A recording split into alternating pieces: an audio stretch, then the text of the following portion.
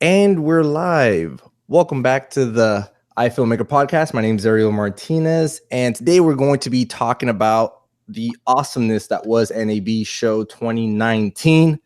And with us, we have a couple of guests. One is still MIA, but we have Mr. Peter Fowler all the way from Honolulu, Hawaii. And What's we up? have Matt Johnson. Who is Matt? So glad to be here. What's up, guys? How you doing? What's up? Good. So it looks like Caleb may or may not be joining this episode mid show. So we're gonna get started over here. First of all, pleasure to have met both of you for the first time face to face over at NAB this year. Vegas was awesome. Yes. It was very, very hot, but good thing we were indoors the whole time. How are your legs? I've been sitting. You've been sitting the whole time. Yeah. You were sitting the whole time. Now that I'm back. I was in a wheelchair, so I was my pushed goodness. around. Yeah, for those of you that don't know, we're referring to how much standing and walking around you are doing at these shows, but you just never want to stop sitting because it's just so much stuff that we're seeing, and we're just going Google eyes all over every single booth everywhere we go. It was so exciting. So we're trying to compile a list of everything that we loved about this year's show, and that list continues to grow and grow as I see here in our shared document. But before we get to this list, I just want to remind everybody that we are live on YouTube. If you didn't get notified, it's because you are not subscribed. So I encourage you guys to go subscribe over at iFilmmaker YouTube channel. Hit that follow button, that subscribe button, hit that notification button so you can get notified every time we go live on this. Also, we're promoting this, so it's on you basically. So let's get started. We have a lot of things here to cover. I think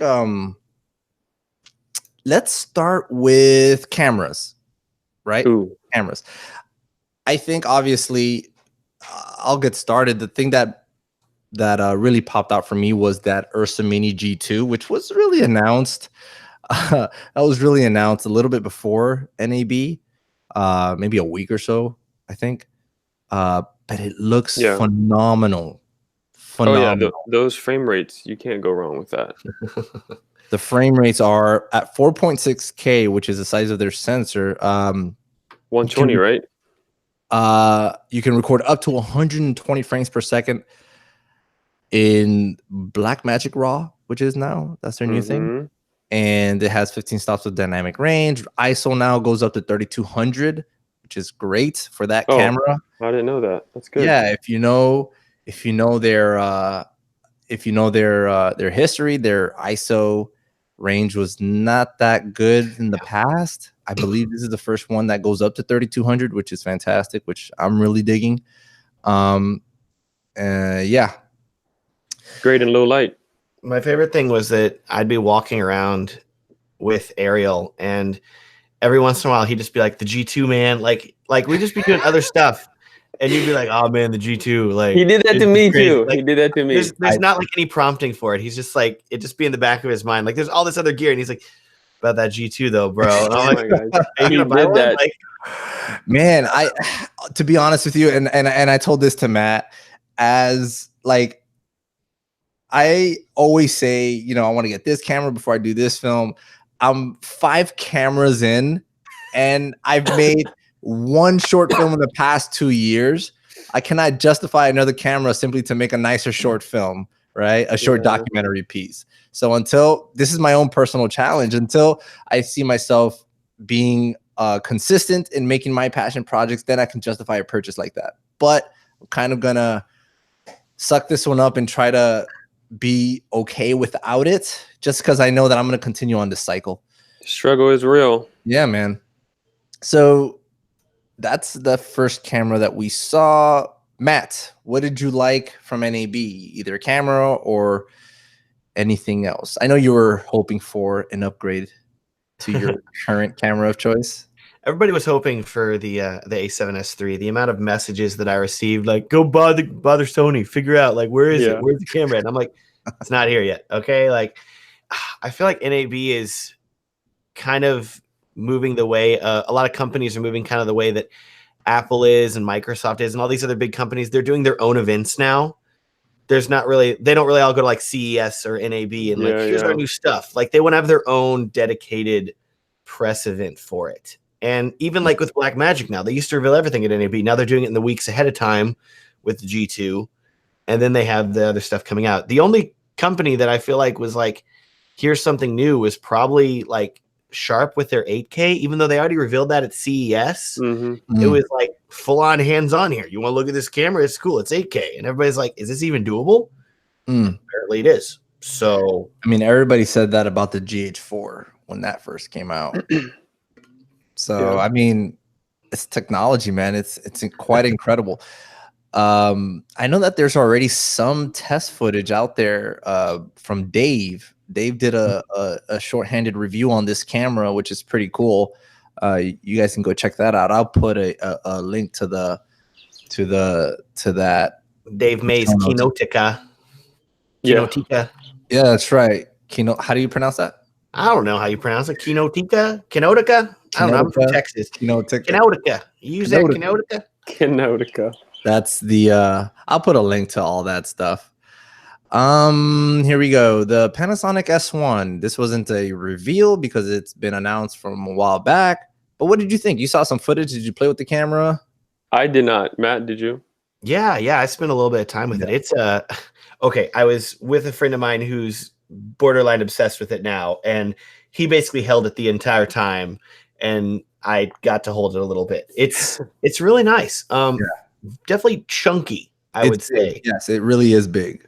The GH5, like coming from an A7S2, which is pretty petite, you go to the GH5, and that's even chunkier than the A7S2. And then you go to the S1, and you're like, oh, this is a camera. So I know there's a lot of like 1DX2 comparisons that are being made, things like that, which is pretty fascinating. Yeah. Oh, it's that big. Wow. Especially if you put a battery grip on it, it'll be about that size. Like it's a hefty camera for sure. It'd be good for people like me. I have really big hands, so just big, ginormous. How much is that going for? I think it's like 3,200. Depends on if you buy the S1 or the S1R. The S1 is, I believe, 2,500. S1R is 3,500 or 4. That's not bad. That's not bad. Not bad. And if you consider what you're getting that 4K 60, albeit with a crop. You're getting 10-bit. You're getting some really nice stuff there for like $500 more than like an A7 III, for example. Of course, the only con that I still think about too is like lens options. And that's right. They changed their lens mount. Yep, L mount now. So everybody's like, well, there's Leica lenses. I'm like, you got $5,000 for Leica lenses now? Oh, man, those things are expensive, man. Oh my goodness. I want to say a quick hello to everyone that's joining us in the comments. People are asking, where the heck is Caleb? Here we go. Sharp 8K. We already covered that one. Blackmagic Pocket Cinema Camera battery grip. That's right, the battery grip. I just missed that. You added that one. I know it's gonna be big. Okay, that's a big one. The amount of people that have bought the Pocket Cinema Camera 4K, and the biggest complaint is the battery life. And so for Blackmagic to be like, hey, you want 2 hours now? Like, that's incredible. I know that a ton of people are going to buy that and love that. Yeah. $250. Yeah, $250. It's $250? Is that what it is? Yeah. $249. So I've been using the Powerbase Edge with my Blackmagic. How do you like that? It's good. It has that quick release little plate. Sure. I'm mounted right on the bottom, and with the dummy battery, it's actually giving me almost 5 hours, which is crazy because you can do the 12 volt pin on the side, or you can just do the dummy battery. But yeah, that's giving me like 4.5 hours. So I know I've done a shoot that has gone on all day long with the GH5 Edge power base. Yeah, it does have a ton of power. Well, you can't go wrong with the 2 D taps, right? And the 2 USBs. No, it's fantastic. But the only reason I was okay with it was because it was going to stay on sticks the whole day. So that was fine by me. If you're going to be shooting handheld, I just don't know if people will. I mean, I know a lot of people will buy the battery grip, but I think a lot of people have already invested in other alternatives like this one. Gotcha. But it is definitely form fitting. Obviously with the Blackmagic, the pocket. So yeah, took a whole year for them to release it though. Yeah, I'm sure people will buy it.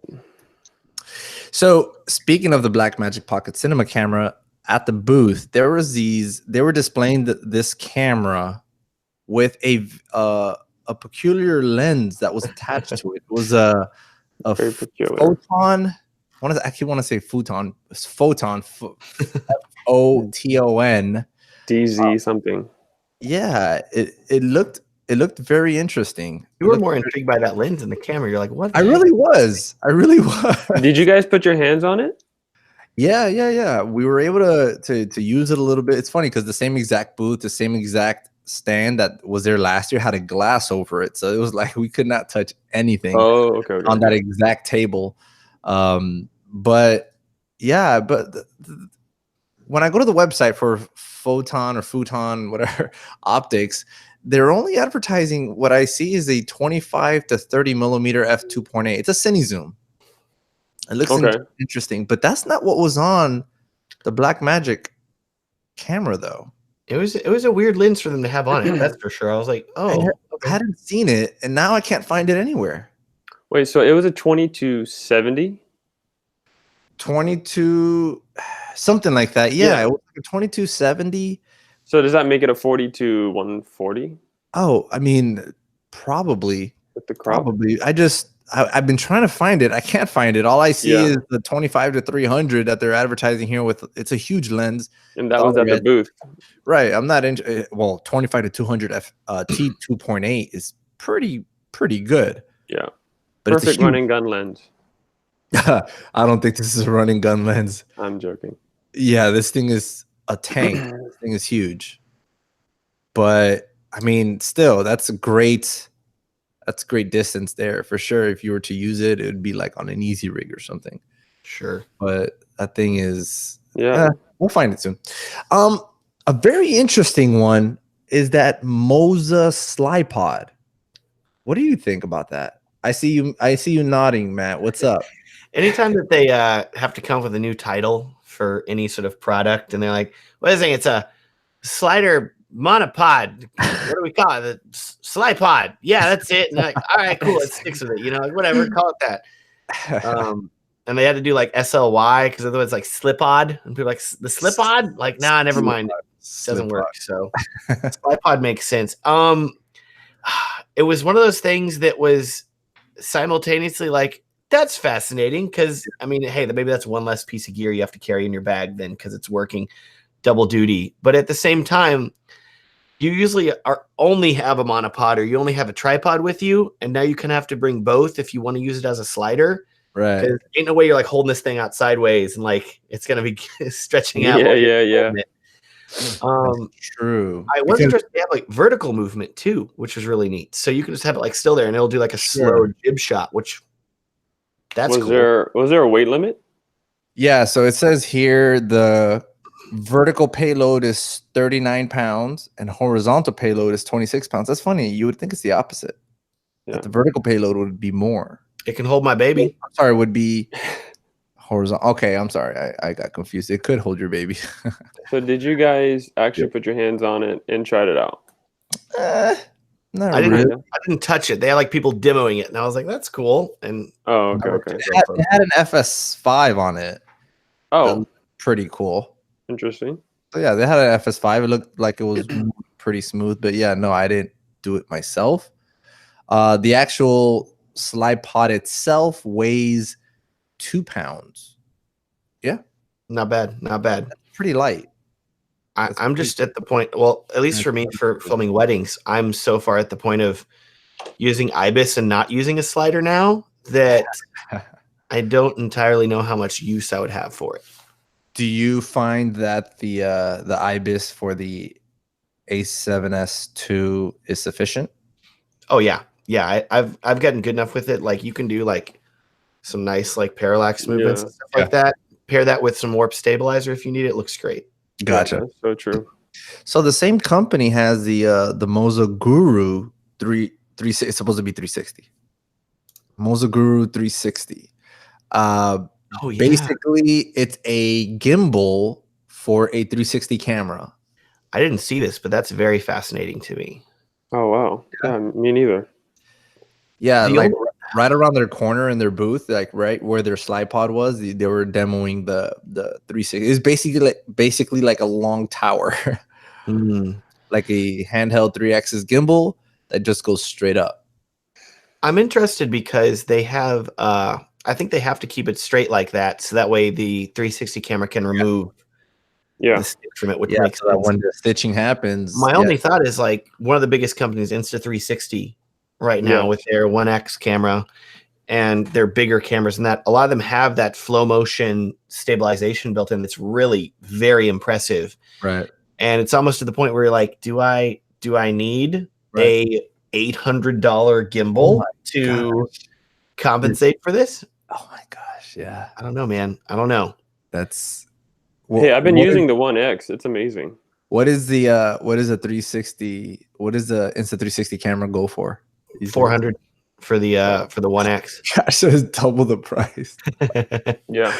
It's a half gimbal. I've been using it as a BTS. I mean, I just put it right like next to my gimbal, and I get awesome shots. To be clear, like in the tech stuff here, where they're saying built for 3 VR cameras, the cameras that they are advertising here are literally the Zcam S1 Pro is $8,900. Oh my goodness! So if you factor in and you're using one that's at that level, and you're like $800 for a stabilizer, whatever, you know, at that point, they haven't sent me one. Not a $9,000 360 camera. Soon. My goodness. That's insane. I didn't even know that was a thing. Oh, it's a thing. It's ridiculous, but it's a thing.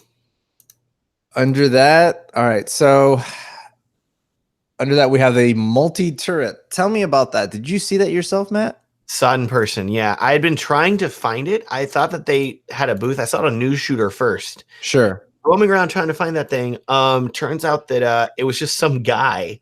Yeah. That, like, had it on a monopod. He was just roaming around the show floor. And so I was at the Aperture booth and he walked up and I was like trying to listen to people. And then I saw it and I like cut off all my conversations I was doing. I was like, the multi-turret is here. And I was like filming it and stuff with my phone.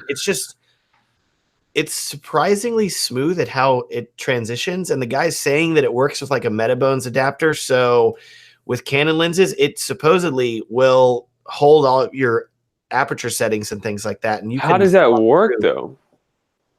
I don't understand. Magic? I don't know. It seems like we were saying earlier before we started, like it seems like it would be front heavy a lot. It might be convenient in the sense that you don't have to go into your bag and get a different prime lens. Like this is for sure, like you wouldn't put zoom lenses on there. This is for someone that is more interested in using it for prime lenses, like maybe to have a 35, a 50, and 85 right there, switchable directly on the camera. Sure, on his demo that he had, I'm looking at the video that I recorded right now. And he has he had a 14 millimeter, a 50 millimeter, and 100 millimeter. All prime. All prime. And so he was just rotating through all of these. This is a horrible way for me to share this with you guys. Oh, good. No. It was amazing. He was sharing these 3 options for how to do things. And I was pretty fascinated just because I shoot primes. So I thought that would be cool. You know, you're at a wedding, you want to switch lenses quickly. Like the thought that you could just like spin it to something else. What's interesting to me is a lot of people that are older filmmakers, they were like, oh, back in the day when we shot on Super 8 and we had one of these little turrets, that was awesome to have. And so like it's coming back. So that small. Is that an old school technique? I think so. Yeah, super old. Yeah. Super old. Yeah, it's coming back. The lenses are so much bigger now that I think you would have to get some smaller options here to do it properly. And then I just don't know how like you would do that. I mean, I guess you could do it in a run and gun situation, but I think it would be nice on sticks. Yeah, because you know what I mean. Especially if you're in an event, like if you're on sticks and you want to go wide, you just flip it. He had it on a monopod, which was interesting. Yeah. If you he had it on FS7, but he's saying that it is compatible with the A7S, the A7R. How was it attached? Was it attached directly to the camera or to the monopod itself? Did he have a plate? Did he have a plate under the camera? It was like a wooden thing, right? That would rotate. Yeah, it's a double plate system. If you go to multiturret.com, you can probably share your screen, Ariel, if you want to go to multiturret.com, and you can read the stuff. He has like a little 40-second demo video and stuff like that. That's fascinating. Oh, I see it. He has it has some bolts, but he says it can be installed and removed within 45 seconds. Did he say how much it was going for? No, I don't think so. I mean, this guy literally didn't have a booth, right? He was just walking around. Yeah, he says he's a cinematographer and beard model, which I identify with that. So that's really great. Dude, do you get offers from Dollar Shave Club? That's what I asked Matt. Not really surprisingly. I haven't had any beard collaborations yet. They have I believe it's from Dollar Shave Club. Their branding is basically identical. Now they have the beard. What was it called? They have a business for beards. There's Dollar Beard Club. I don't know. There's what it is? Business for probably beards? I don't know. Yeah, it's essentially the opposite of Dollar Shave Club. They basically give you tools to keep and maintain your beard. Oh, that's cool. I received a brand email today from a company asking if I wanted to review their diamond earrings. And I was like, I don't know if you know my channel, I was thinking about replying hey, if you guys have any beard earrings or some beard accessories, I'd be very interested. You sure you don't want to try their earrings, man? I'm good. I can see you wearing some nice. I would promote you promoting the earrings for sure. That's what I want. I'll get you a repost. Did you guys ever get around to that super small booth that Cinema 5D they interviewed? It's called the Soon, I think. Axoon. Yeah. HDMI. What did you guys think about that? No, I didn't see that at all. Tell me about it. Did you see it, Matt? I did not. No. Oh, it's amazing. I've heard of the company. I mean, it's not new, but it's essentially you would log on to your local network, and anybody with an iPad, iPhone can who has the app can basically, it becomes a director's monitor, or you can just, it's a second monitor for viewing. And so the attachment is super small. I don't know if you I see it here. I don't have the website, but you just put that on the top of your camera, HDMI, and there was probably half a second latency delay going on. But I mean, for me, especially if I'm shooting a lot of these corporate gigs over here in Hawaii, I think it would be beneficial. Just to have everybody log on. Everybody's already on, their own network anyway. They just got to download the app. If anything, I can just hand them an iPad that already has the app. I like that. Here you go. Yeah. And then anybody else can just open a solution to the a Teradect. Yeah, basically. So it was only, I think it was only $219 was the price. Yeah, $220. That's awesome. They're competing with Teradect for sure. That's what they're saying here. So Teradect Serve Pro, which is they're saying is their competitor, is $1,800. Yeah. So hey, you can't beat that. Not bad. That's actually really good. I might just pick that up just to have. And what's crazy is, I know. I talked to the guy and I was like, Ariel buys stuff now. You know that, right? He's gonna go out and I need this. Hold on. That G2, bro. That G2. The G2. No, so I was talking to him. The G2 yet? What? Did we talk about the G2 yet? No, we're gonna get there. Actually, we did. That was the first thing we talked about, bro. Okay. We've forgotten at this point. So you were talking to the guy? Yeah, so the app, which is really cool, has all of your tools. It has false color. You can even upload your own LUTs. So that's why I was saying I think it'd be beneficial to already have an iPad with the app downloaded, because I think you're going to waste, a couple minutes just by trying to explain it to the people. It's like you download this app. It was all in Chinese, I think. But yeah, it just had all the tools, false colors, zebras, everything in there. So pretty amazing for that price. That's really great. Yeah, that is really good. Yeah, to have something like that as a director's monitor. And then Teradek came out with their, affordable and priceless HDMI transmitter. I think, what was that, 1,000? That's what everyone kept telling me. Was it 1,000 for that one? Yeah. Well, Teradek's pushing, like, we got SDI support and stuff like that, but so many newer filmmakers are like, SDI, what's that? I'm on a I mean, to be honest, I mean, $1,000 is not bad. It's not bad for a legit device like that, and this is not bad for the price point. So consider what you're getting, and I think Teradek, there's like no delay or something like that. Yeah, zero delay. I mean, it was super small, and there's no antennas, wires coming out of it, so it's super portable and streamlined. Yeah, that's good. That's real good. And what's it? Oh, it says $219. Wow. Yeah, I was just looking at that. Not bad. Not bad at all. All right. Anything else we want to mention before we get to lighting? I'm trying to think here. Yeah, was there any booth that like stood out?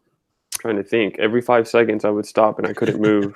I'm still a big fan, and I feel like this is something that it goes without getting noticed. It's like under the radar. The whole tentacle sync devices. Those things are amazing. They were I believe they were there last year, but I've known about them. I still haven't gotten anything yet, but these are devices that they're small little things. They're like 1.5 inches by 1.5 inches that you can attach to your camera via Velcro, or now I think they partnered up with Landpart to create some holders for them to attach to your camera and make it more convenient. It's basically time codes for your camera. So if you want to do a shoot with a bunch of that's GH5s or S1s or any other camera, the A7S II, you can essentially sync up all the time codes for all the cameras simultaneously through your phone, through an iPad, through the app, right? And you can have it all listed there and make sure that they're all in sync, and you have it displayed on your iPad. And that is some high level stuff at such an affordable price. Well, how much was it going for? So I think each device, man, I should have pulled up the website here. Did they have a booth this year? Yes, they did. I didn't see by it. there, right? That's cool. Tentacle sync. So the first, let me see this, for $500 you could get two generator units. So 2 units that you put onto 2 different cameras. Okay. And I want to say that they're both controlled by your app, right? You sync up both time codes via the app, and these 2 units come with a nice assortment of Velcro and things to stick on there to make it easier to attach to your camera. They're very small little things, but it's for what it does. It's awesome. For me, as if I'm ever working on a documentary where I have 4 or 5 cameras rolling at the same time following the subject, to get all those 5 cameras time coded, all synced up, this is phenomenal. I think that I just wanted to mention this product because I think it's really, really good. If you want to buy a single unit, is $289. If you want to buy a dual set, I'm looking at B&H here, is $519. So does every camera have to have that Velcroed on, essentially? Well, there has to be a way to, because it has to go attached to the camera. I believe it plugs in via the 3.5mm jack. Oh, okay. Yeah, I was gonna say, how do you plug that in? Yeah, so it goes in through the headphone jack, if I'm not mistaken. And I mean, if you have an audio guy, he would have to just record audio, and you give one of these bad boys to your audio guy, and he has it plugged into his unit. That's awesome. You know, and everything else is in sync. It's just such an affordable piece of hardware to have. I think it's really, really good. But yeah, Matt, did you see anything that caught your eyeball? I'm trying to think through stuff, and it's hard. It was all so overwhelming.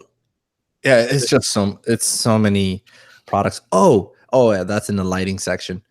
Let's go into lighting, and if we think of anything else, we'll circle back around. Oh wait.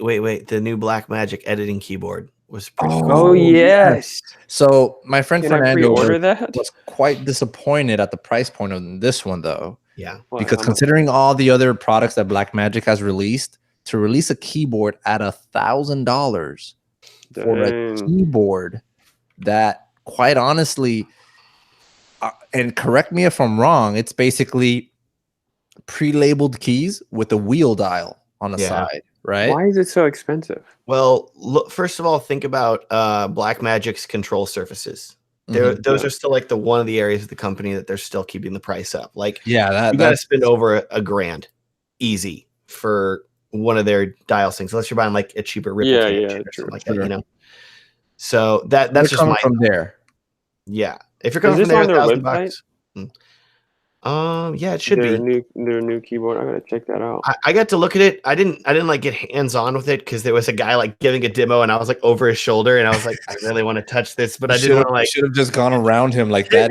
Don't mind me. Just want to play with this here. But awesome. It's metal. Seems very well constructed. I was most appealed by the cool two things are the right has like a shuttle wheel so you can scrub through things quickly. The left was even more fascinating to me because of all the shortcuts that are pre-programmed for DaVinci, and they put a lot of thought into it. Like the bottom left was cut, and I'm like, that's so great. You're just going through like cut.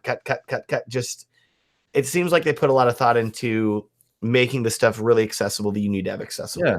And that was pretty neat. I really enjoyed the dial wheel though. That thing was really nice I was playing with it and going back and forth on your timeline and all that stuff. That was really, really cool. But that's reprogrammable, right? So you can program it to do anything else that you need it to do. I thought that was quite interesting. I am not I'm starting to play with Blackmagic. With DaVinci Resolve. So I'm not a full-on expert on, the capabilities and all that stuff of what that can do. But yeah, I know my friend Fernando, he's been on the show before. He was he was disappointed, but I think you make a good point that they're not coming. So that they have two aspects to their business. The more, I don't want to say consumer side, it's still prosumer, but you got the G2, you got the Pocket Cinema camera, you have DaVinci Resolve itself. It's relatively affordable stuff, and then they have their entire suite where it's really what they get their name from, where you actually have Hollywood movies being used with this suite. So that's where they're coming from. I think they're kind of trying to tap this keyboard more toward that market than toward this cheaper market. But that makes sense. I would not be surprised if they released a cheaper option down the road for half the price or a third of the price. 2 years down the road. Yeah. Also, I would love to see a version that is for more than just DaVinci, because currently my understanding is this is just I don't think you can plug this thing in, the cut button and the scroll wheels are going to be working perfectly with like Premiere, for example. That's why I said it's basically a normal keyboard with different labels, on there. Yeah, that is meant to be used with DaVinci. Did you guys ever get a chance to see DaVinci Resolve 16 and the object removal and all that stuff that is updated? I think it's so funny because Adobe came in with this content aware fill and just like, I was like, oh my gosh. And then DaVinci's like, hey, we got that. Like, yeah. It was like soon after too. Yeah. I made a video about like the new Adobe features, and I keep getting like the majority of the comments be like, this is awesome. This is great. And then there's people like, you're still using Premiere slow. Get on DaVinci Resolve, bro. What are you doing with your life? Like, this is crap. You got to speed it up. Okay. It's funny because the morning of the first day of NAB, I saw your video, Matt, that you made with the content. Is content aware? Is that what it is? Yeah. And I'm like, whoa, wait a minute. I had to put a halt in my head. I'm like, okay, I'm stopping all trends, all transitions over to DaVinci right now to learn more about this. And then I find out, wait, DaVinci already has it. So maybe that can proceed. So, I mean, it's incredible that DaVinci has been playing catch up for I don't know how many years. And now it seems like they're already caught up, man. And they're adding more to it. Now they have DaVinci 16, Studio 16, which now has a new tab that has the whole cut panel. Yeah, the edit tab. Is it the edit tab? Yeah, it's the cut. It's the cut tab. Yeah, the cut tab. Yeah. And it's basically taking the best of Final Cut now with all the magnetic timeline goodness. They're like, oh, you want that too? Okay, great. Because I feel like DaVinci's been taking all these things from Premiere, like, oh, we're doing this but better. And then they're like, oh, hey, do you like Final Cut also? Oh, okay, come on over. Yeah. It's DaVinci. I would say DaVinci's like the benefits of Premiere with the easeability of Final Cut. The speed of Final Cut. The speed of Final Cut, is that what it is? I liked how you could see the entire timeline on the top, and then you could see the timeline that you're working with. So the guy was like, "You don't have to zoom in anymore," and I was like, "Okay, that's true." Friends of mine that use Final Cut are saying like, "This is better than the magnetic timeline. This is amazing." And so, dude, the issue is video editors. It's like we get so stuck like in our current editing software. You're like, I gotta relearn this. Oh man, I'm so good at this. And then it's such a stigma to have to learn a whole new editing software, considering you probably don't know everything about the one you're already using. Yeah, the fear of change. It's just weird to me because I still get a lot of people saying like, oh, you got to switch to Final Cut. It's so much faster. And I'm waiting because I feel like in a few years, there's going to be people are going to be like, nah, man, Final Cut's trash. You got to switch to DaVinci. And it's going to be this whole other, switch back. And I'll just be on PC so I can just switch back over to DaVinci then and not have to go back and everything. Gotcha. We'll see. Yeah, I mean, honestly, as a prosumer, I'm happy that this kind of competition's happening. This is a really good problem to have, 100%. To see what good software out there. Like these people are really killing themselves to make our lives easier, to be able to continue to work in this industry. So I'm happy about it. I'm not gonna complain. It's a good problem to have. Yeah, definitely. Lighting. So I think, and correct me if I'm wrong, the most notable lighting product was the Aperture, the 300D Mark II. Yep. They've made some upgrades, and I would say I'm not an owner of the 300 or 120D or anything like that. So off the top of my head, one of the things that they pointed out was the yoke was like really reinforced a little bit more. And it's 360, has that you could spin it around on the yoke, the light itself, and it doesn't have any limits in mobility and movement and range of motion. Basically, it could be powered with just one battery, one V-Lock battery or Gold Knot, I think. It'll be like half the light because it's such a powerful light that it requires a lot of power, but it is power. Apparently before it wasn't powerable with just one. It was only limited to two. Do you have this light by any chance? Any one of you guys? I do not. I do not as well. Yeah, so those are one of the things off the bat that I've noticed. Some people were a little bummed because it's still not bicolor. That's like one of the few things that was really just a bummer for several people. Considering, I mean, it's a phenomenal light regardless, but and I do understand that to make it bicolor, you would lose a lot of the power, a lot of the output. So that's the reason why they keep all of even their 120Ds and 120D Mark IIs and the 300Ds. They're always one single color, daylight color, just for that reason, but they did make it easier to swap out to put gels on there, which is really cool. And the same thing for the 120D Mark II, to add a gel on the dome and all that stuff. Like you could easily swap those out, but still nothing beats being able to just turn a dial and dial in that white balance. For sure. That's light. I currently use a Kinotinic Practilite 602, and one of my favorite lights. It's bicolor. Granted, yeah, you're losing.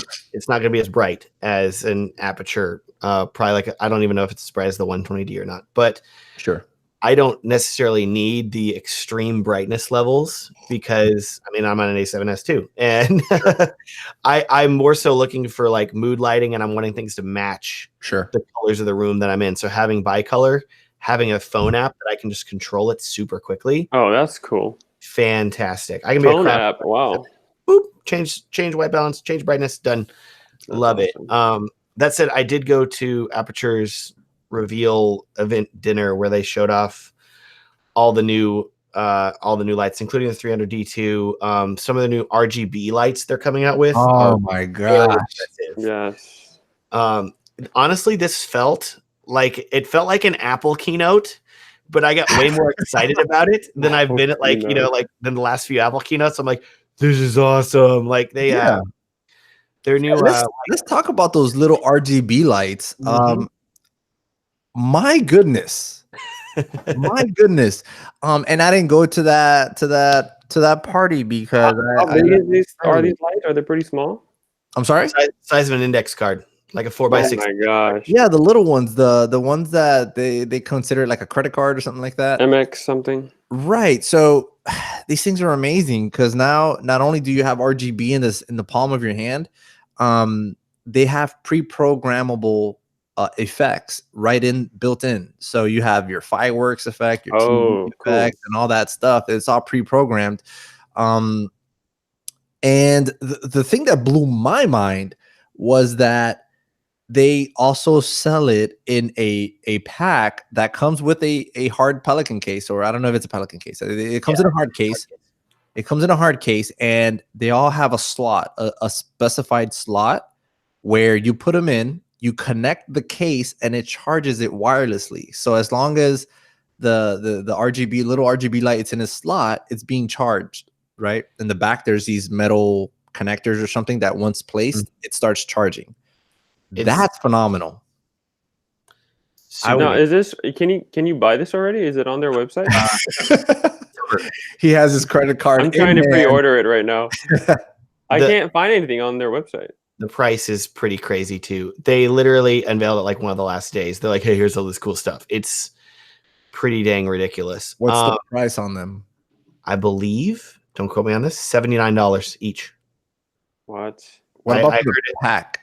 I think it'll be multiply that times like 8 or however many they put in, and they put like 9 in a box or something like that. I think, dude, $1,000. That's worth it. Yeah, it was. I think that was basically. I can't find anything, y'all. I'm trying to get my credit card and pre-order here. Yeah, I'll find it here for you. Just a second. Wait, so how many can you put in one of those cases, Ariel, that you were talking about? Man, I think I saw 9. 9? So it's a 9 or 12. Pre-cut case that you just slide it in and it charges wirelessly? Yeah. Mm-hmm. The heck? Yeah, so yeah, something like that. It was like, yeah, like Matt said, it was like 9 or 12 of them in there. Wow. Mm-hmm. So lighting. They don't have that specific light, but they unveiled this little index light, really cool. Like Ariel was saying, it has all these presets. So filming an indie film and you need to mimic a fireplace light without actually, starting a fire. You can toss a couple of these into a fireplace, and just in the background, they'll just be flickering like a fire. With that preset. The examples they showed were, are you needing to mimic police lights? Okay, well, we can just do this preset, hit this button on the app. Yeah. Okay, now they're flashing. And the cool thing is that you can customize your own presets, whatever you want, and then you can share them with others. So wow. It all connects via the other big thing, which I think was arguably the biggest thing, bigger than these lights. Okay.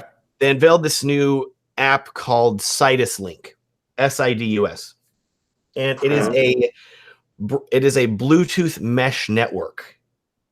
Brand new. Going to work with any of their lights. And when I say any, I mean any of their lights, and I'll cover that in just a second. So what's so crazy about it is you need to say control a light. One of these new like little mini RGB lights. Mm-hmm. The range for that light with the wireless transmission is 80 meters. So about the length of a football field away. Wow. What's crazy is that say you have another light, another 80 meters away from that, if you have one light in your range and another light's within that range, you can control both lights. Because it's a mesh network, they communicate with each other. So it's like a wireless daisy chain. Yes. Mesh network. So if you're controlling one, you control all of them. And if your phone dies, you can literally pick up somebody else's phone, download the app, and then you can be running again, connecting all these lights and controlling them. So you can upload presets to the cloud. You can upload any color that you want, and then you can automatically send it out to all your lights if you want to. They have a feature of the app where if you say, oh man, I really need, the example they gave was, say you're filming in a 7-Eleven gas station. It's that neon greenish fluorescent light. You know, it's just that fluorescent with the green tint to it. You can open up the app. You can point it at the light. It'll snap a photo of it, and it will automatically change LED light colors to that light. Can I pre-order that as well? You're killing me, dude. The app just comes out later this summer. And okay, so this, like I said, it works with all their lights. So all their new lights, the 300D Mark II, the new Mini one, the new RGB lights, all those have wireless, this Bluetooth mesh network. If you have an older aperture light, literally any of their lights, they have another accessory that you can buy that will add this capability to it. So I have that aperture F7. I wonder if that would work. Yes, it will. They said literally all their lights. It's $100, and it's a wireless radio frequency transmitter that you plug into it, and then you can control any of your older lights too. That's a game changer for sure. Yeah. Dude, what are they doing? They're blowing up, man. Oh they have this new, they're getting into smart light bulbs too. So they're like, oh, do you need you need practical lights for your set? You don't want to have to, like, you know, necessarily rig up something and then hide it in the lamp or something like that. They literally have a light bulb that's RGB now, that is, they say, is flicker free up to however many 1,000 frames you want to go. Also controlled with the app, so whatever you want it to be. And they were demoing that. And the cool thing is that it's battery powered, so you can screw it into the lamp and it'll just be there. Or if you need to move it around, you can unscrew it and it'll still be powered for, I think it's an hour at full brightness, they were saying. Wow. Full day at minimum brightness, but it charges from a lamp. Like, you just screw it into a lamp, and that's how you charge it. Which it's just, dude, the stuff they're doing, man, it is ridiculous. That's insane. Yeah, their whole presentation, I was just like, just in shock the whole time. That's like a new title. I don't have to say I'm a gaffer. I'm an electronic gaffer now. Yeah. That's awesome. They literally gave examples. Like, the guy had some ice cream, and it was like a green colored ice cream, and he's like, oh, here's the app, and then the color of the lights changed to the color. By just taking a picture. Yeah, and I was like, this is totally nerding out over here, man. That's ridiculous. I can't wait. And so, Matt, would you be able to use that in your weddings? So depends entirely on the situation. I would love to have an RGB light for weddings, especially if I'm filming bride and groom prep, or I'm doing anything where the lighting of the venue is not necessarily ideal and there's not like a window I can put them by. Right. I've artificially lit rooms before whenever I needed to, whenever the lighting just wasn't there. So totally doable if you need to do that. They're not there yet, but I would love to see them. And I feel like this is coming. You know, some company's going to have like an RGB controllable spotlight. And then whenever you get to that level, just the thought that I could be like, oh, the DJ's lights are bad. It's okay. I have my own DJ lights. You know, like that'd be. And to be able to control all of that with your phone, especially on the go. Oh my God, that's ridiculous, man. Yep. That's just ridiculous. Sorry, guys. The guy to cut the grass is back, apparently. All right. I'm excited about that. So we have a quick question. Maybe, Peter, maybe you can help me out with this. It says, Ariel, as a GH5 owner, are you tempted to get the Blackmagic Pocket 4K and free DaVinci Resolve? Well, I already have the studio version of DaVinci Resolve. I don't know if the Blackmagic Pocket Cinema Camera 4K has good a camera for the price point that it is. I don't know if it's worthwhile me getting at this point. Peter, what was your experience when you got that camera and comparing it to the A7 III? Yeah, I mean, obviously it's a huge, for me, it was a huge upgrade. Just being able to, first of all, shoot 4K 60. I just wanted to always have my hands in that and just see how buttery smooth it would be. At that, I could have the option to crop in and whatnot. Obviously, with the new RAW, I feel like that was a game changer. The fact that you can shoot 12-bit 422 or 444 on an SD card is mind blowing. That's truly black magic. I'm so sorry about this guy cutting the grass. Hey, I don't know. So the did you already upgrade your camera to Blackmagic RAW? Yeah. So it's a 6.2 firmware update. I think it came out about 3 weeks ago, maybe a month ago. Okay. Yeah. Matt, do you have this camera? I do not know, but heard good things. I got to look at it. I was like, oh, this is pretty. Yeah. So I mean, just the whole compressions. You can do 12:1, 3:1, and 5:1. Is awesome. Of course, they took away Cinema DNG. I don't know if you guys know all about that. Yeah, I heard. From what I understand, controversial stuff, but Cinema DNG was crazy. Big files. Big files. They had a licensing issue with it where they were like, "Oh, we can't really keep using this." So they're like, "Here's Blackmagic RAW. It's better in every way. Why wouldn't you use this?" Anyway? Yeah. Okay.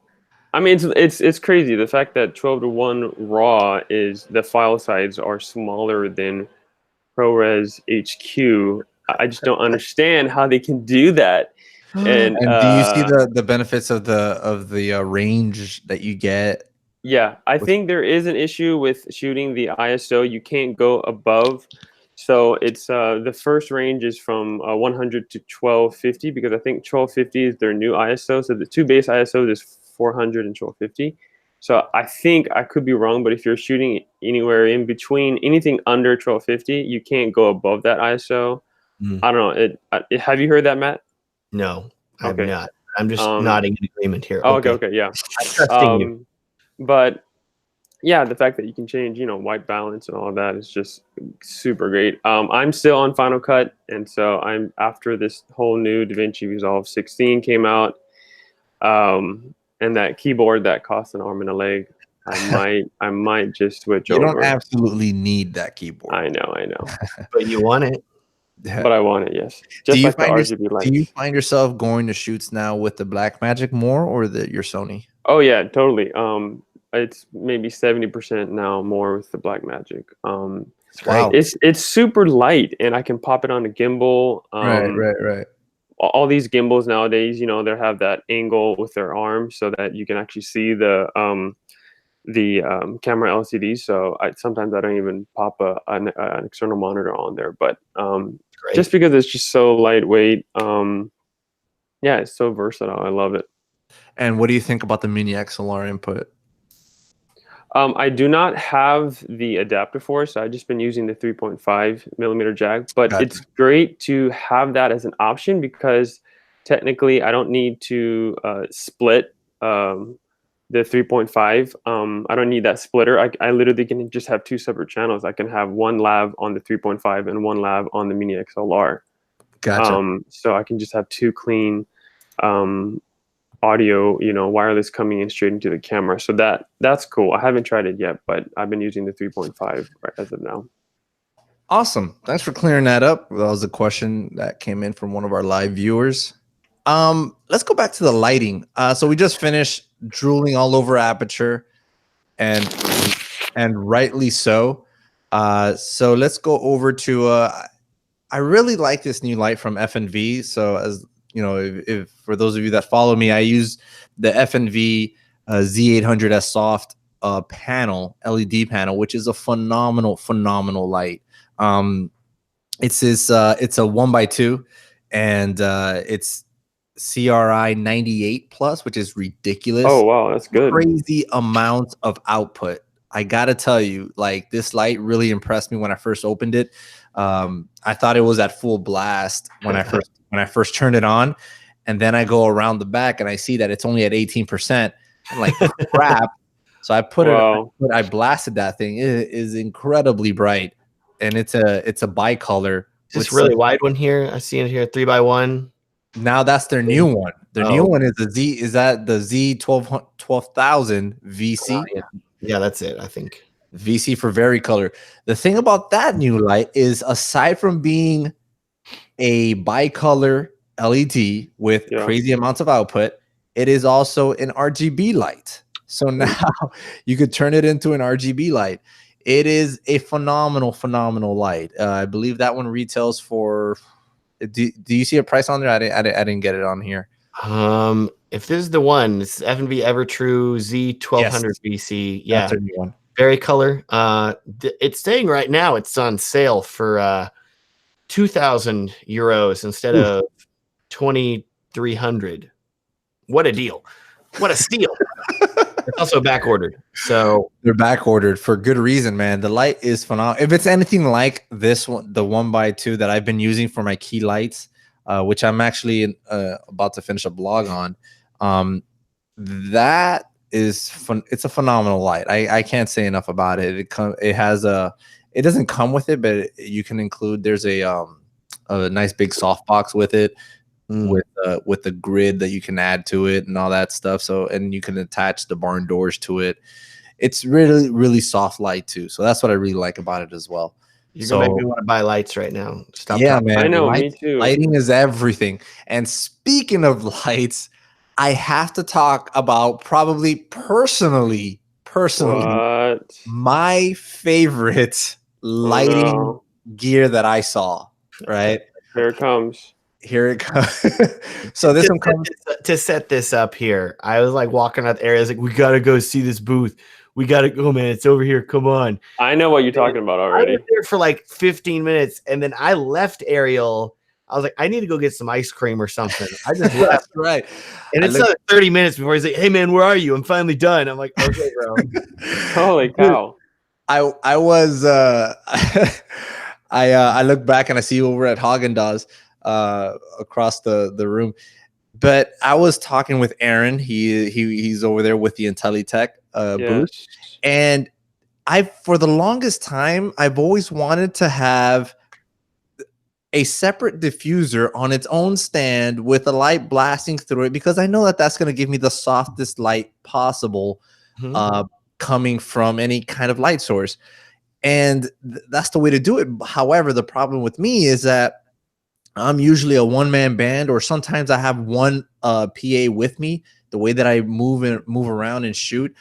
But this is a game changer, because before it would have to be, you have to get a 4x4 or 6x6 or something like that, attach the diffuser to it. To build it up, to just build it up itself, it's a process. It's a long process. But this, it's a collapsible diffuser, which is phenomenal. You never have to build anything up. I posted, and it's probably gone now, but I posted a video of Aaron on social media on the stories, building it up and tearing it down. And you never have to take off the diffuser. You can have a grid on it also, and you never have to take that off either. It goes into a bag. It could probably, the smaller one, which I forget the size, it has a very awkward size, like a 5.3 by 3.6 or something like that for the small one, something like that. And it's just a tiny bit over 300 for the small one. What model is this that you're talking about? Is it the light cloth? No, but what? The light cloth is one of their lights that they have, but this is a IntelliTech collapsible diffuser. I think it's the only one. This is the first time they announce it, and they have a much bigger one too. Yeah, it was very impressive, because they had the really big one set up, and I thought that was just a diffuser, and then they're like, no, this is the light. I was like, oh, well, that's cool. Amazing, dude. The fact that I can continue to work the way that I work and still get the softness and lighting that I like, that's literally what I look for in these in the gear that I need to use, you know, to work the way that I work and not the other way around. I don't want to change the way that I work because of the gear that I use. So yeah, and actually going back to FNV, one of my issues with FNV, and I actually told them this, I was talking to the owner, I love the light. I know a lot of people love the light, and as you can see, they're back ordered now because a lot of people are ordering it. But the biggest issues is that they don't have a good portable solution for it. Like, for example, I only have the 1x2, but they don't have, their cases are meant for 2 1x2s.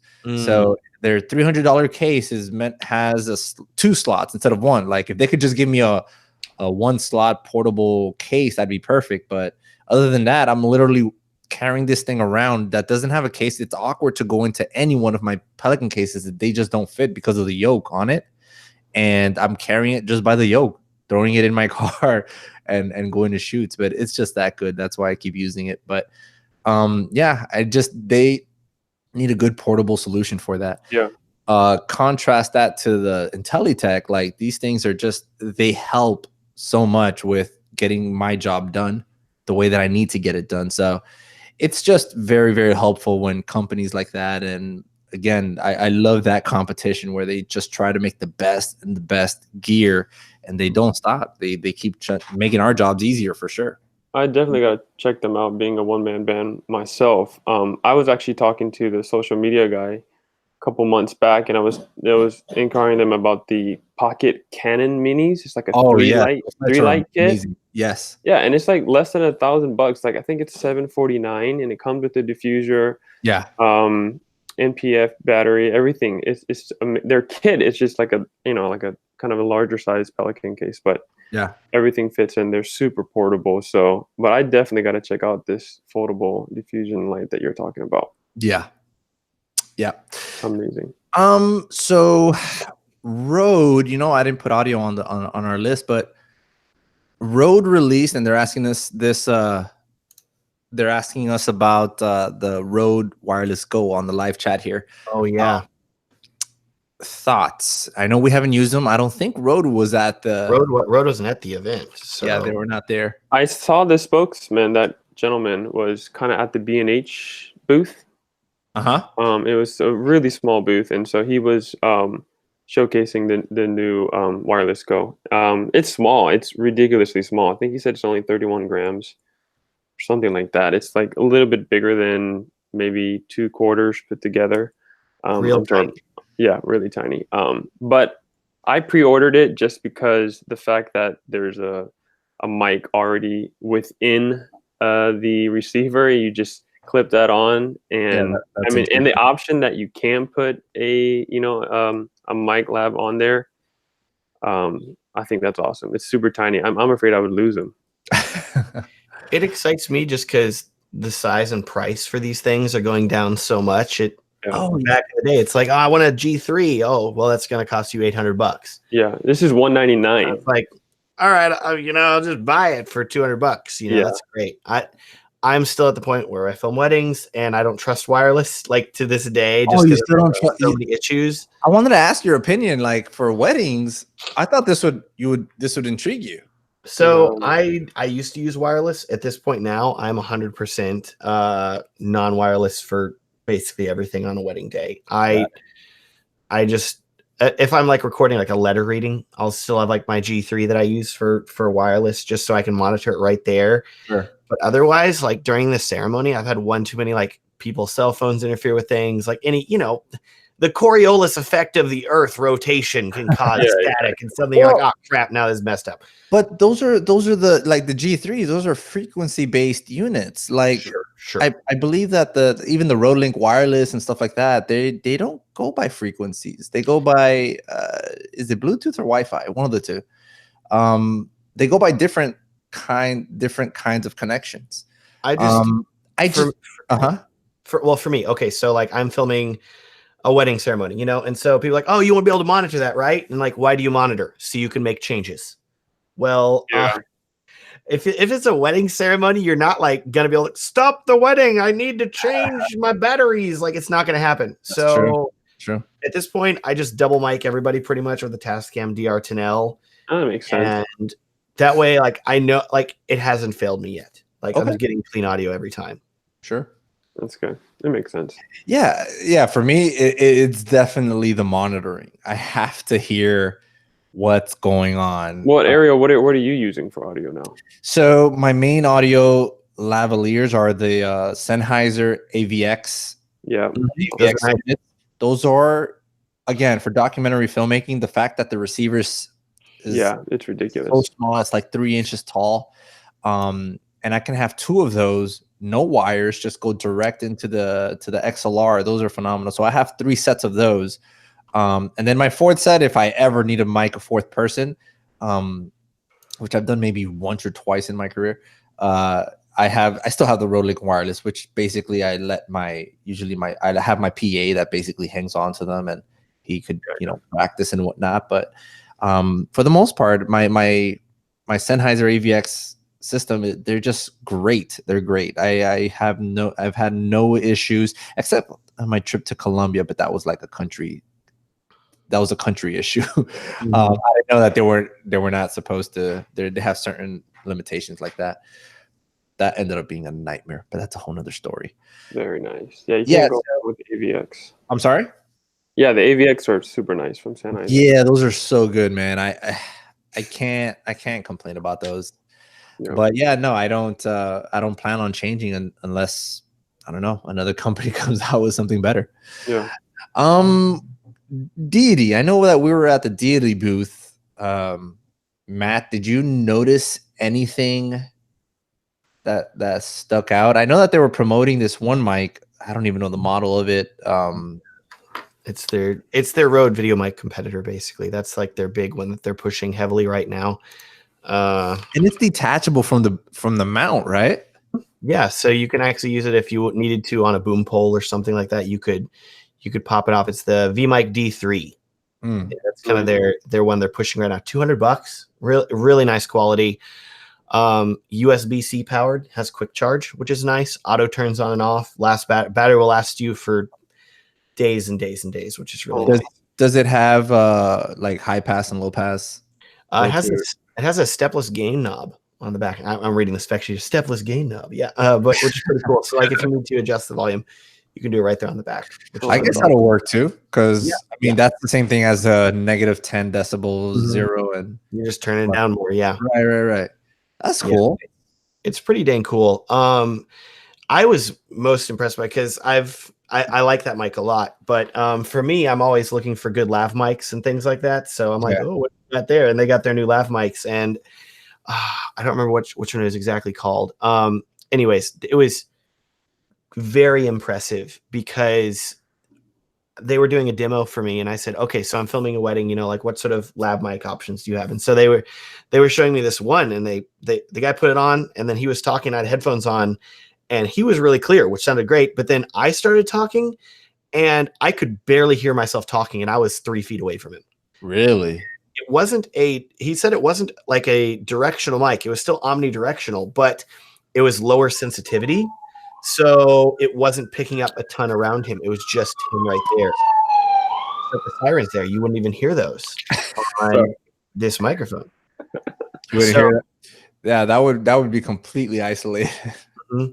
So what was really cool for me is I had these thoughts of, if I'm doing a really windy, like loud ceremony, for example, and I only want to pick up like the person speaking, like the officiant, and nobody else and nothing else, or if I'm filming letter readings at a wedding and it's a really loud room or something like that, but air conditioners on, stuff like that, but I just want to record the person speaking.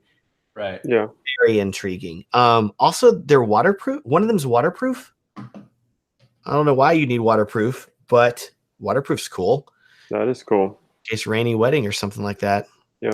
Oh, Ariel's back. Good. I was worried. Thought he died. Yeah, I saw the light blinking. For those of you catching us live, this is one of the few times that I use my GH5 for the live stream. Oh, nice. It's usually the A6300, but it's actually on loan out right now. Nice. So that was pretty cool. I did pass by the Sennheiser booth also, but I don't know. I felt the vibe there was super corporate. Like everybody, there was super packed. Everyone in suits, and like, dang, dude. Like, I felt like it was a completely different environment. So I kind of walked out quick from there. That's almost like the general NAB vibe, and it's weird. Because NAB, I feel like there's either young people or really old filmmaking people that have been around for years and years and years. Yeah. Hey, what's up? Hello. I still shoot on Betacam. What's the problem? Like you just that kind of thing. And then there's all these, like, it's funny because I would be recognized by like younger people that watch YouTube, like our age, like, oh, hey, what's up, man? How's it going? I'm like, oh, hey, cool. Yeah. Be all these older people that are like, who are you? Yeah. There were a couple of older people, like that one guy that said he'll give you his secret formula, and because he likes your beard or something. Really? Oh man. And then like there's companies that you can tell there's companies that are like really attuned to influencer marketing and to building relationships with their customers one-on-one. And then you can tell there's companies that are really there just to like buy our products. Here's examples of them. We're just here because of that. And I had companies I walked up to that were like, what's up? Yeah, we'd love to work with you. That's really cool. And then there's other companies that were like, oh, like, who are you? What is this? Yeah, they don't. Oh, yeah, they don't know. I was like, do you work for a magazine? I was like, a magazine? Who reads magazines? I was like, I was like so shocked. You don't know me? What about the beard? Look, yeah. Come on. I wasn't expecting them to recognize me. I was more so just like thinking that they might understand like the relationship there of like, I would like to review your products. I actually do not have thousands of dollars to spend on them though. Could you then I can send it back to you. Yeah. And that way, like we're building this relationship where I'm able to tell people about your stuff. Exactly. I don't know. It's weird. It's real weird. Oh, hey, before I forget, Polar Pro, they have this new filter, the Peter McKinnon edition, variable ND filter. Very impressive. And you know what? It makes me wonder why in the world were people not doing that before?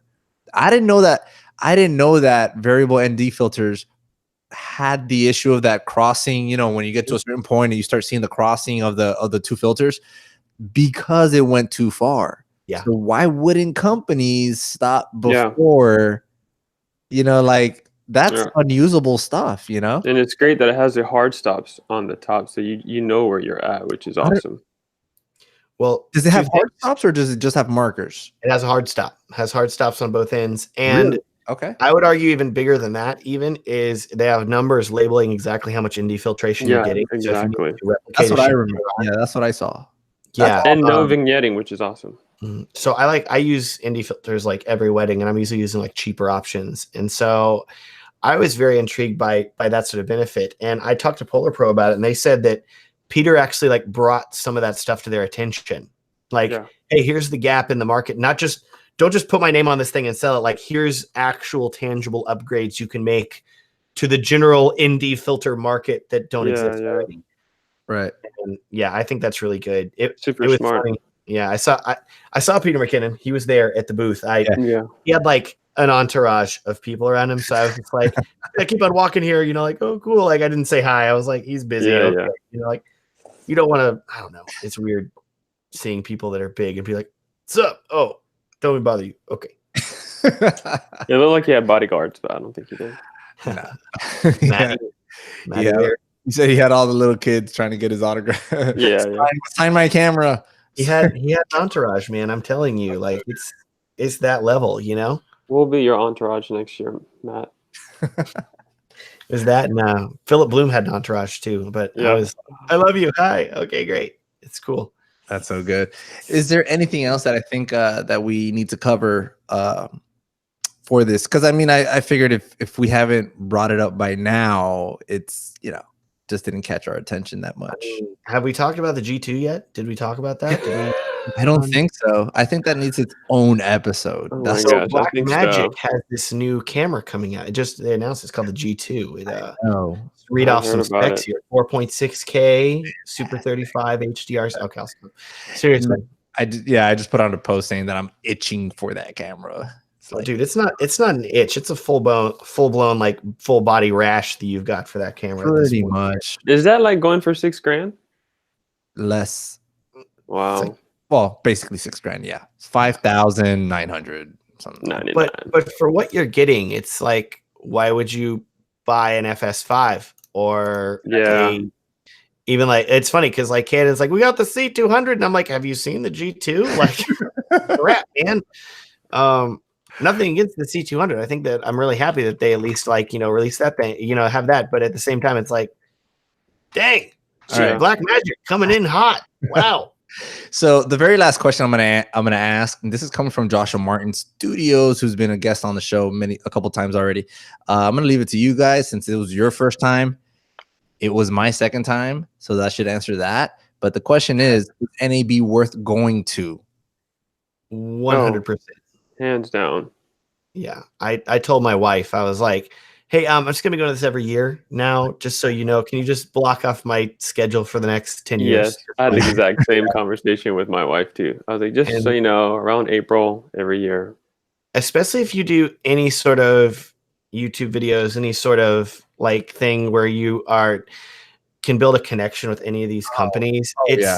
It's not just, I explain this way to other people. It's not just like the interns, like at other trade shows, they're like, just buy this product here you go. Like, granted, some companies do that, but the majority of it, like, I'm walking around and they're like, hi, I'm one of the executives in charge of everything. Right. And you're like, oh, yeah. Well, okay then. Yeah. My biggest motivating factor last year, my first time last year, was obviously this podcast and just meeting these companies, putting faces to the people that I've already been talking to for these companies. It's essentially just networking. Mm-hmm. Products alone is not enough for me to buy a ticket to Vegas. It has to be something a lot more than that. So it's meeting you guys for the first time face to face, meeting everybody else, putting faces to people that I've just been emailing this whole time, meeting new companies, making connections, all that stuff, going to the after parties and which are really just mixers and mingle sessions where you just go and talk and just more networking. It's just more talking. You just talk there at the conference and you go and talk at the after parties. Yeah. Meeting the product manager for Adobe for Premiere Pro. Yeah. And basically grilling him on like, what's wrong with your product? That's actually a thing that happened. We went to the Adobe party. We met the product manager for Premiere Pro for Adobe's product manager for the Premiere Pro. Super nice guy. Great style. So we started grilling him on the issues of Premiere. He literally asked, like, do you have any feature requests? And I was like, how much time do you have? Hold on. Like, we'd love to talk to you. But I was able to ask him some questions that like I've had for a long time that a ton of people have commented about. Oh my gosh. Yeah. With him, like the end of our conversation after like 30 minutes of talking is him like, here's my card, send me an email. And I was like, oh my God. Cool. Like it was just super awesome. He was super interested in coming on a show also, not to get everyone excited, but that would be a possible future episode here where I would just go on and maybe bring on a couple of other people and sit them down and have an intervention with him. Yes. Highly recommend NAB. Yeah, that's awesome. No, I fully recommend it. And last year, I kind of went overboard. This year, I went complete opposite. I went very frugal, but I did the entire trip in like $400. Like everything from flights to my stay and everything. Maybe it was a little bit too frugal for me personally. I'm not going to get into detail on that, but yes, it's definitely doable and it's absolutely worth it. It's just phenomenal. Just meeting everybody in network. Ariel, he was sleeping in a dumpster behind the convention center. He said it's fine. He was bathing in one of the water. I went to a nearby river lake and had to shower. Vegas, there's no lakes or rivers. It's gross. Oh my gosh! So the Bellagio fountain, you're out there in that. Oh my God, that was me. You saw me. How embarrassing, dude! I saw Philip Bloom won like nearly $500 at the slots on his really. Insta. Yeah, did he really? Oh my God! He went hit the slots and won nearly $500. That's hilarious. I think that's everything. That's all the time we have for this episode. I think we covered a ton, basically everything we wanted to cover. Thank you guys for joining us. I want to thank everybody that joined us online on this episode over at iFilmmaker YouTube channel. And if you want to see links to pretty much all of the stuff that we discussed here, go over to the iFilmmaker.tv website, and we're going to be putting links to all that. Hey guys, go ahead and put your plugs in here. Where can we find you guys? Search Who Is Matt anywhere and it comes up, and that's me, except for Twitter because some other guy took the Who Is Matt name, so don't follow that guy. Oh really? Oh, that's hilarious. Where you at, Peter? You can find me at Instagram. That's my main gig over there. It's Endure Films, ENDURFILMS. Perfect. I'm gonna be putting links to all of that stuff over on the show notes for this episode. Again, thanks to all of you that joined us live, and all of you guys that are going to be listening to this on iTunes, Spotify, SoundCloud, all the other platforms for podcasting. So thank you guys, Peter and Matt, for joining us. Pleasure. And, for the rest of us, we'll see you on the next one. Later. Bye. Bye.